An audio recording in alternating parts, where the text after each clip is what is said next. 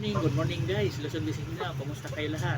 Sa umaga na ito ngayon, magbigay naman ko og konting tips sa inyong mabaguhan pa lang tungkol sa kaalaman ko naman dito sa history sa gagamitin nating materialis ng mga inahin. Mayroon din dito nga mga inahin na late na mangingitlog, mayroon ding maagang mangingitlog.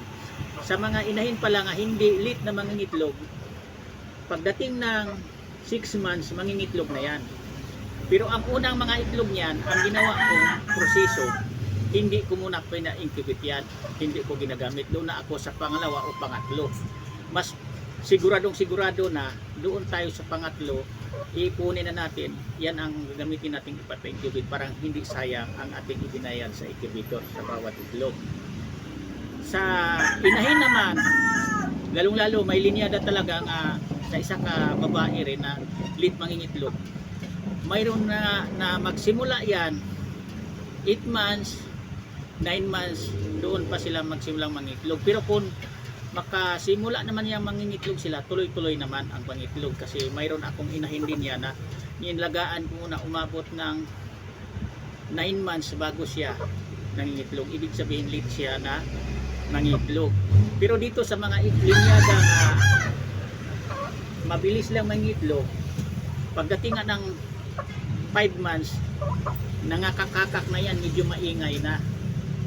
Magsimula ng magpapalahi. Pagdating ng 6 months, nangingitlog na yan, tuloy-tuloy na. Iyan ang kaalaman ko naman tungkol sa mga inahin. Kasi totoo yan, kahit nga sa mga native, mayroon din yan, hindi po parehas. Kahit native nga yan sa probinsya. Kasi kabisado ko rin sa probinsya. Kasi ang mga magulang ko, si papa ko, mahilig din dating mag-alaga ng native. Ang mga native talaga, mayroon ding kahit magkakapatid nga yan, nga linyada, mayroon talaga nga mas unang nagpapalahi, mas unang nangingitlog, mayroong huli, late na mangingitlog din. Ganon din dito sa Texas. Lalong-lalo na may linyada talaga din sa isa ka manok nga maagang mangingitlog, mayroon ding linyada nga late ding mangingitlog. Kung mayroon na maagang maglaban, mayroon din na late na mangingitlog. Kasi ganon din yan. Kung sa lalaki may na experience tayo na linyada yan na late na maglaban, dito din sa inahin mayroon din talaga inahin linyada din na late sila mangingitlog. Pagka porsigurado kayo dito sa mga proseso sa pagpa-incubate, dapat sa unang mga itlog sa dumalaga natin, huwag natin gagamitin yan. Lagain nyo muna yan, ipaulam sa mga anak nyo. Yan ang ginagawa ko mismo. Doon ako nag-focus na iniipon ko na pagdating ng pangatlo na niyang pangingitlog. Yan ang iniipon kong pinapa-incubate ko dahil doon nakasigurado na ako nga malakas na ang kapit sa similya. Pagkatapos, ang gagawin natin, huwag nating mapabayaan ang ating mga inahin na nagsimula ng nangingitlog nga ibigay ang sapat na pagkain o vitamins. Yan lang ang pinaka-importante dito sa pagpapalahing manok. Kailangan dito pipiliin din natin ang mga inahin na hindi late maglaban.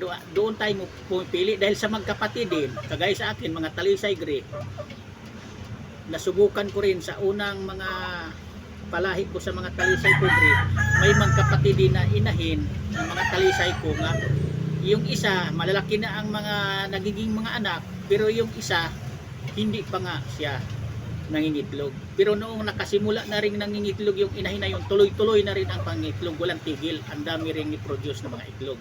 Ganyan dito ang na-experience ko, nasubukan ko na ang linyada din sa isa inahin. Kaya ginawaan kong content video para mapaiabot ko, maibahagi ko sa mga baguhan pa lang, parang makakuha kahit kunting ideya kung mapanood nyo ang aking mga content video na i-upload dito sa aking Facebook account. Kaya kayong mga baguhan pa lang, kung may panahon kayo, i-try nyo, panoorin nyo, kalalkalin nyo ang na-upload kong mga content video. Kasi dito tinuturo ko sa inyong mga baguhan pa lang ang aking kaalaman na akin mismong pinagdaanan, lalong-lalo na doon sa aking channel YouTube Kalyaw Kasabong TV. Tinuturo ko ang mga pamaraan kung papaano ang ating mga alagang mga sisiyo nga mabilis mo sa laktihan, hindi sakitin.